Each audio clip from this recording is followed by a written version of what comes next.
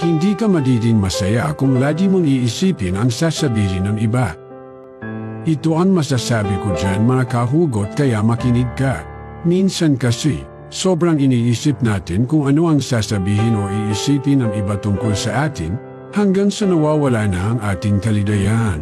Ang buhay ay dapat tayong pagsilbihan ng ligaya at hindi ng takot sa opinyon ng iba. Kung palagi tayong mag-aalala kung anong sasabihin o iisipin ng ibang tao tungkol sa atin, maaari nating mamiss ang mga magagandang pagkakataon at masaktan ang ating sarili.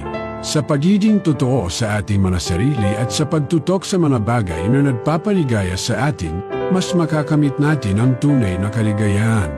Huwag tayong maging alitin ng mga opinyon ng iba. Sa uli, ang sarili nating kasiyahan at kaligayahan ang dapat nating unahin. Kaya huwag na nating isipin ang mga haka-haka at kritisismo ng iba.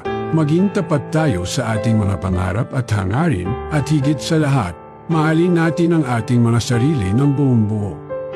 Doon natin makakamtan ang tunay na kaligayahan. Ano ang masasabi mo sa Real Talk natin ngayon mga kahugot? Salamat sa patuloy na panunood at sana'y meron kang Thank you for watching. Thank you. Bye-bye. Good luck.